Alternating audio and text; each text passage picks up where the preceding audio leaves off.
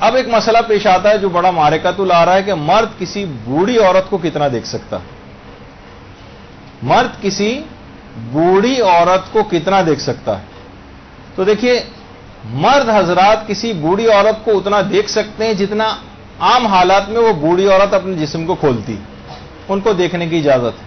مرد حضرات عام طور پر جو ہے ان بوڑھی عورتوں پر نگاہ ڈال سکتے ہیں۔ آپ کو پتا ہے کہ عام طور پر بوڑھی عورتیں اپنے چہرے، اپنے سر کے بالوں کو مثلا نہیں چھپاتی ہیں، کلائیاں ظاہر ہو رہی ہوتی ہیں، پیر ظاہر ہو رہے ہوتے ہیں، گردن کا حصہ ظاہر ہو رہا ہوتا ہے۔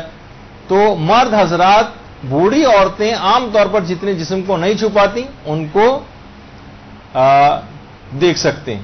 اچھا، خود بوڑھی ہونے کے بعد عورتوں پر سے بھی پردہ ساقط ہو جاتا ہے۔ ہمارے ہاں کیونکہ بہت سی بوڑھی خواتین جو اب تک عمر کی اتنی عادت ان کو پڑی ہوئی ہوتی ہے، تو بہت اچھی عادت ہے، بڑھاپے میں بھی پردہ اسی طرح سے رہے، لیکن ان پر سے پردہ ساقط ہو چکا ہوتا ہے۔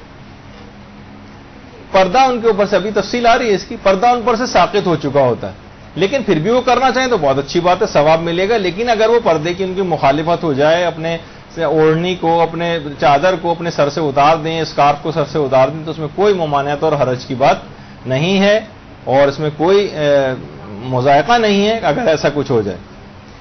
اچھا، عام طور پر وہ خواتین کہ جن کی امید نکاح ختم ہو جاتی ہے، اب سب سے پہلا مسئلہ ہے کہ بوڑھی ہونا کس کو کہتے ہیں؟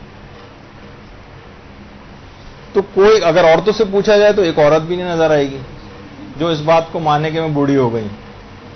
تو بوڑھی ہونا ایک عرفی مسئلہ ہے، معاشرے سے پوچھیے، اسلام نے اس کا ایک حل بتایا ہے، اور قرآن کی ایک آیت ہے سورہ نور میں، وَالْقَوَائِدُ مِنَ النِّسَاءِ اللَّاتِي لَا يَرْجُونَ نِكَاحًا، وہ عورتیں کہ جن کی امید نکاح ختم ہو جائے، فَلَيْسَ عَلَيْهِنَّ جُنَاحٌ أَن يَضَعْنَ ثِيَابَهُنَّ، قرآن نے کہا، باقاعدہ اجازت دی ہے کہ وہ عورتیں کہ جن کی امید نکاح ختم ہو جائے، جو اتنی بوڑھی ہو جائیں کہ ان کی امید نکاح ختم ہو جائے۔ عام طور پر معاشرے میں اتنی عمر کی عورت کے نکاح کی امید باقی نہیں رہتی، اس کو اجازت ہے کہ وہ اپنے پردے کو اتار سکتی،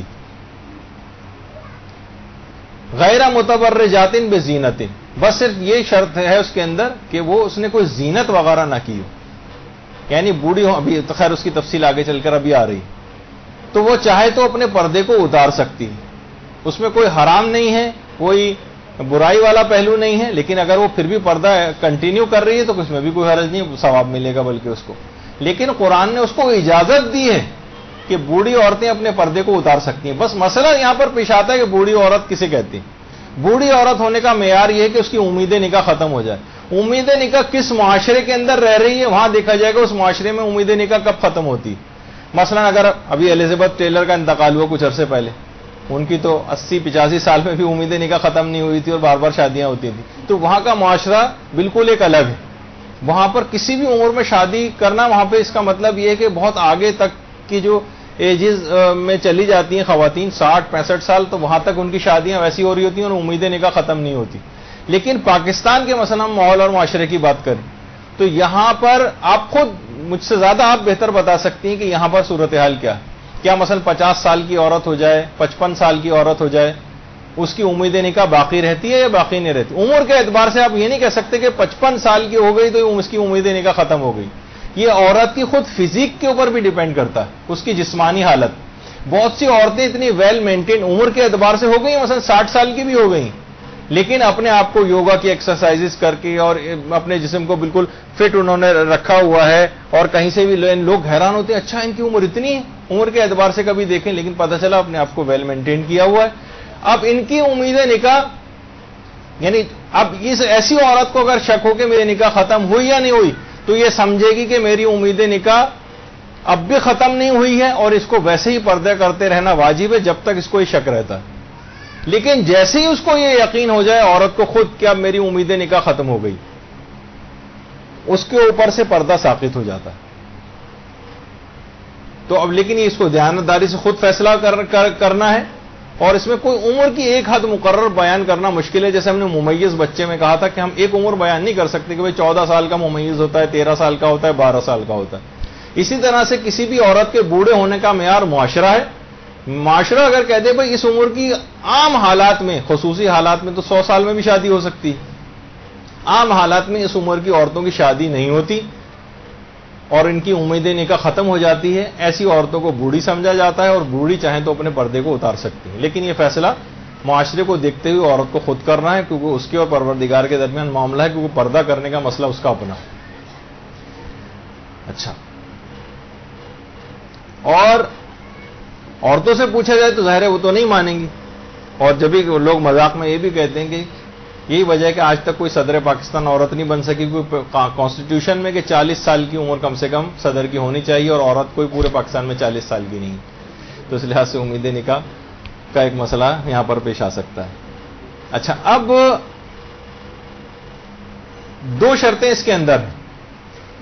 پہلی شرط تو یہ کہ وہ بوڑھی عورت, ٹھیک ہے پردہ تم پہ سے ساقط ہو گیا تھا, لیکن تمہیں میک اپ کرنے کی اجازت نہیں. اگر اس نے کوئی میک اپ کیا ہوا ہے چہرے پر, کوئی زینت کی ہوئی ہے, تو اس کو اپنے چہرے کو چھپانا پڑے گا, پھر اس کے اوپر پردہ لازم ہو جائے گا.